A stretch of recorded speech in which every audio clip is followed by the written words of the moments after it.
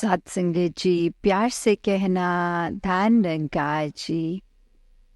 आज यहाँ पर्थ में आप सभी के जहाँ दर्शन हो रहे हैं और ये दिल बहुत ही खुश सभी को देखकर।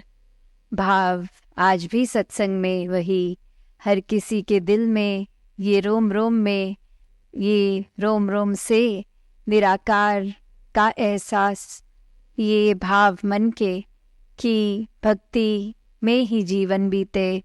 ये निराकार हर समय, ये ब्रह्म ज्ञान के बाद जो नज़र आता है अंग संग, ये ऐसे ही हर समय मन में वास करे।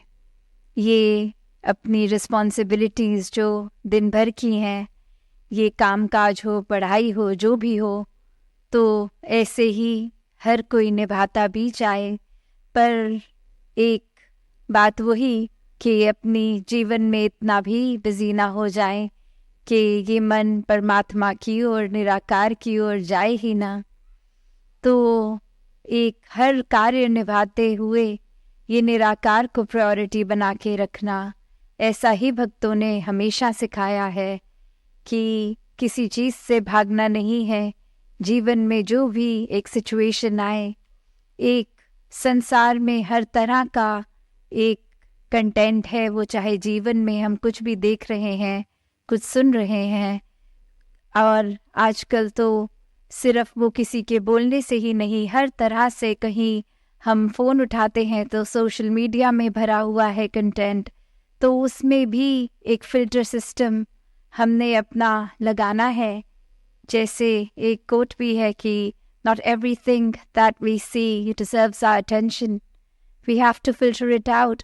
क्योंकि एक चीज़ अगर हम हर तरीके की देखेंगे, अब्जॉर्ब करेंगे, तो एक चेतनता ये जो परमात्मा ने दी है, ये इसका उपयोग करना भी एक सोजी है, ये चेतनता है कि कैसे हर चीज़ जो हमारी आंखें देख रही हैं, उसी को एक सच ना मानते हुए एक वो लगाकर अपना एक पैरामीटर बना के, एक छटाई करके कि कैसे किस चीज़ पर ध्यान ज़्यादा देना है, किस पे नहीं।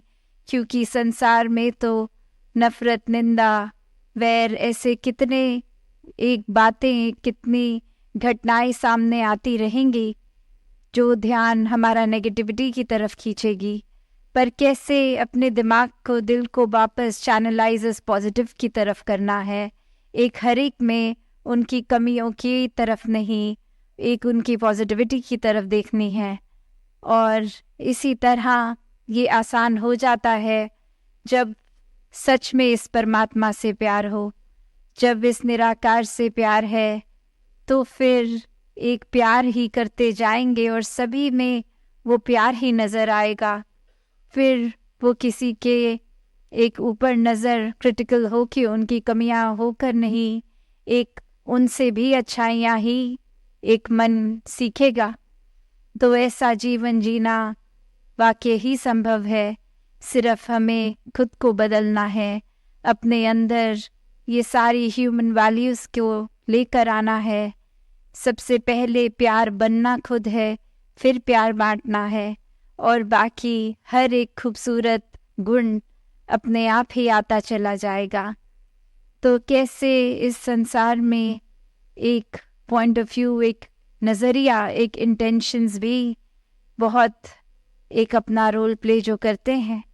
क्योंकि अक्सर एक कंपैरिजन आ जाता है मन में अपने जीवन को लेके, और किसी और के जीवन के साथ जब तुलना होती है कि किसी को क्या मिल गया जीवन में और किसी को क्या, कि ऐसे एक हमारे लिए तो कोई कारण एक अगर है खुशी का, वो हो सकता है दूसरा कोई देखकर उस चीज़ को ना खुश हो रहा हो, या फिर हम कहीं किसी के जीवन में कोई ऐसी चीज़ को देख रहे हैं, वो एक लगता है कि हमारे जीवन में नहीं है, तो ये परमात्मा जस्टिस नहीं कर रहा, ये किसी को कुछ दे रहा है, किसी को कुछ।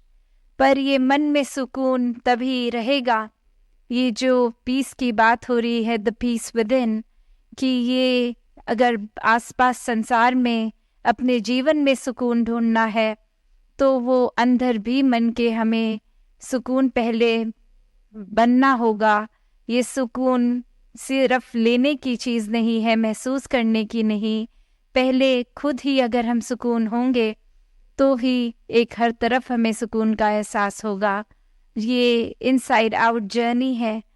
तो कैसे ये नज़रिया भी ऐसा हो जाता है कि कभी हमें अपनी ही कोई चीज़ इतनी खुशी देती है और फिर अचानक वही चीज़ एक स्ट्रेस का काम करने लग जाती है।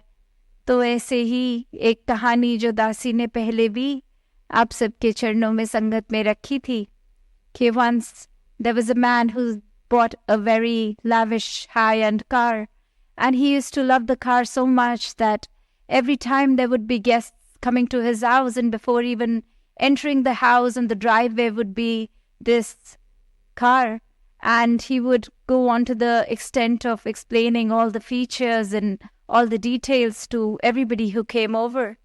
And gradually one day a friend came and there was no car on that driveway. तो वो जो इंसान वो आकर ऐसे दिखाता था हर किसी को कि मैंने बहुत ही एक कीमती गाड़ी ली है, और जो भी घर आता उसको ज़रूर ये दिखा के बहुत उसमें शान महसूस करता था कि मेरे पास ये गाड़ी है। और एक दिन एक दोस्त घर आया उसके, तो वहाँ वो गाड़ी नहीं थी। And when the friend asked that what happened to your car, it used to always be here. And then he didn't say anything but just took him over to the neighbor's house and showed that the neighbor had bought a better car than him. And that's what ruined his peace. Not the fact that anything changed in his life, but the comparison with another. कि कैसे एक तुलना करी कि ये पड़ोसी की एक और ज़्यादा उससे भी अच्छी जो गाड़ी है पड़ोसी ने ले ली, तो उसने उसके अंदर का सुकून छीन लिया। तो इसमें ये संतुष्टि अब वो नहीं रही कि मेरे पास क्या है, पर दूसरे को मुझसे ज़्यादा मिल गया। तो ये मटीरियलिस्टिक चीज़ें इस संसार की एक कभी भी सुकून का कारण नहीं होंगी, कभी भी ये पीस नहीं बन सकता परमानेंट। एक अगर परमानेंट पीस की बात होती है, ये सुकून की, ये ब्लिस की, तो वो इस परमात्मा से ही जुड़ के होगी, क्योंकि ये परमात्मा तो हर समय एक बराबर हमारे साथ ही है।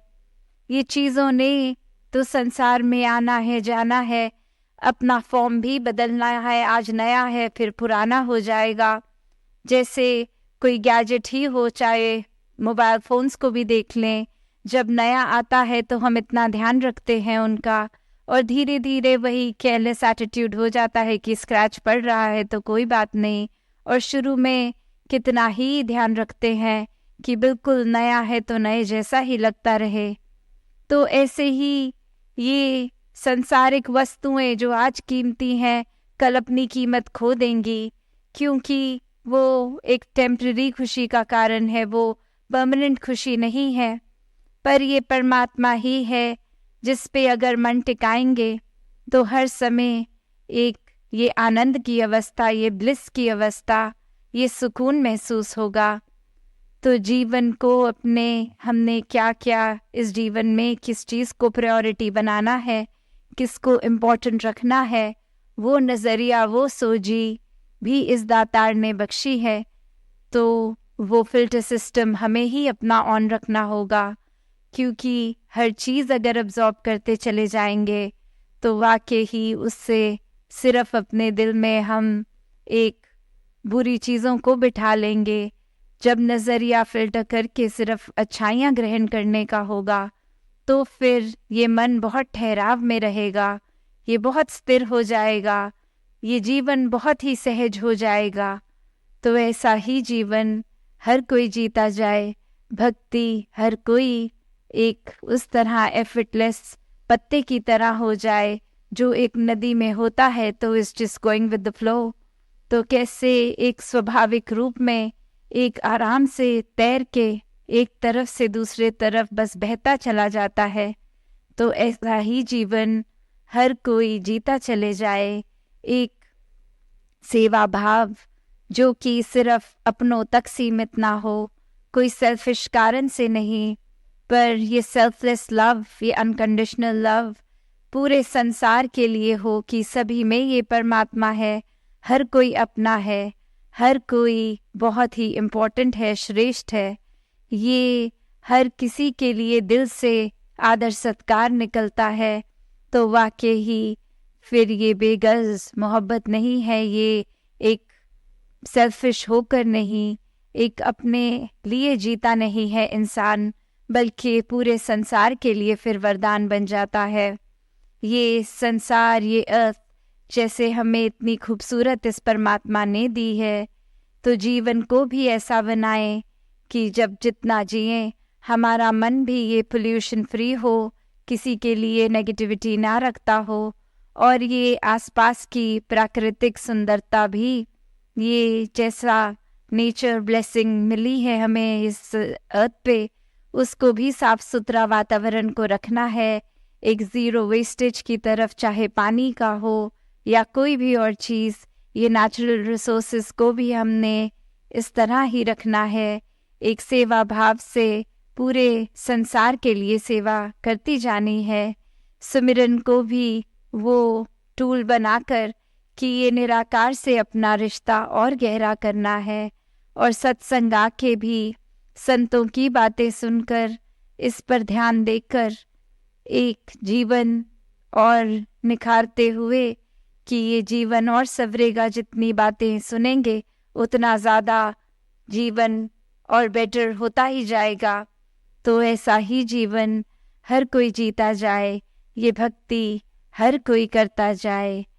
तो दासी और शब्दों का ना सहारा लेके इन्हीं शब्दों से आज्ञा लेगी।